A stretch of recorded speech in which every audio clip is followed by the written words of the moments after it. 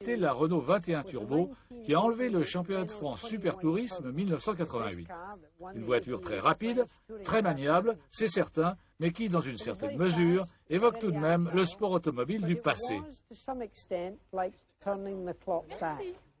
Je me suis retrouvé à l'époque où je courais avec des voitures de tourisme au début des années 60. C'est étonnant puisqu'elles sont devenues manifestement plus sophistiquées et plus rapides, mais au fond, les versions compétition des voitures de tourisme n'ont guère changé de nature. Quand je me suis installé à bord, j'ai eu l'impression de me retrouver plusieurs années en arrière. Les contacteurs, l'aspect et l'agencement du tableau de bord datent. En résumé, l'ensemble fait un peu rétro. It just was a bit old-fashioned.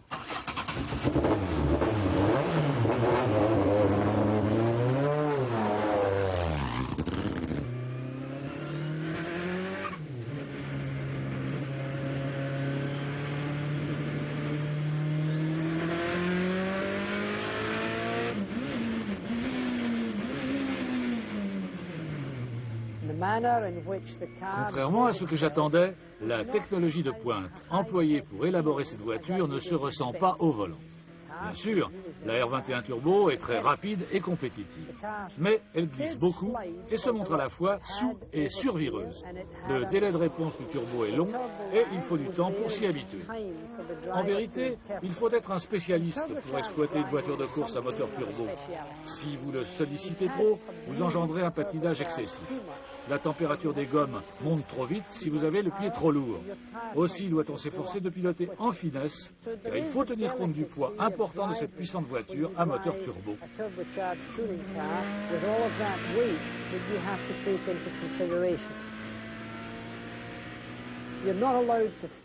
Il faut s'interdire de balancer l'auto en glissade d'un bord de la piste à l'autre. Si vous le faites, le rendement des pneus ne tardera pas à en pâtir, ce qui vous mettra très vite en difficulté.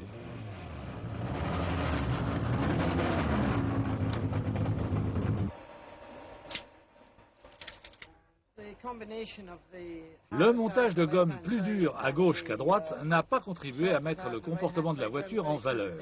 Mais j'ai moi-même commis quelques fautes et c'est pourquoi j'ai continué à tourner à ma main. Plutôt que d'essayer de boucler un tour rapide après une faute, j'ai préféré m'appliquer à la corriger avant de tenter un chrono. Mais le comportement n'est pas le même dans les virages à gauche et à droite et il faut s'y habituer. Les freins se sont montrés tout à fait à la hauteur, la transmission m'a donné l'impression de fonctionner en douceur, même si la sensation éprouvée ne peut se comparer avec celle que l'on ressent en maniant une boîte de Formule 1. À bord, l'ambiance est chaude et surtout bruyante, vu l'absence d'insonorisant et le sifflement si régulier du turbo. Quel raffut!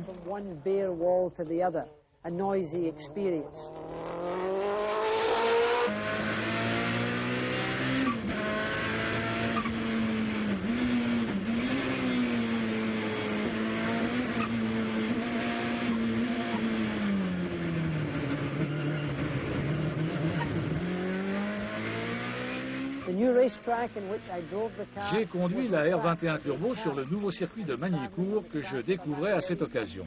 Aussi ai-je dû tout à la fois apprendre à maîtriser ce tracé inédit et cette voiture inconnue. J'ai dû boucler une trentaine de tours, ce qui m'a permis de me familiariser de manière suffisante avec le pilotage de la R21 Turbo. J'ai établi de bons chronos, puisque par rapport à ceux qui avaient été effectués en course la veille de cet essai, mes temps ont été similaires, voire un peu plus rapides. Avec un peu plus de temps devant moi, un record du tour était sans doute à ma portée. En tout cas, la voiture en était manifestement capable.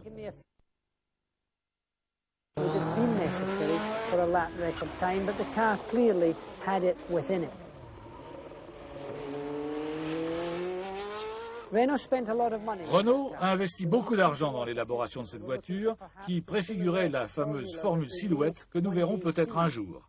La 21 Turbo était en quelque sorte le prototype de la Renault qui aurait dû courir dans cette formule. Quoi qu'il en soit, elle m'a procuré beaucoup de plaisir. C'est une voiture nettement moins pointue à conduire qu'une Formule 1 et dans cette mesure, elle permet incontestablement de s'amuser davantage.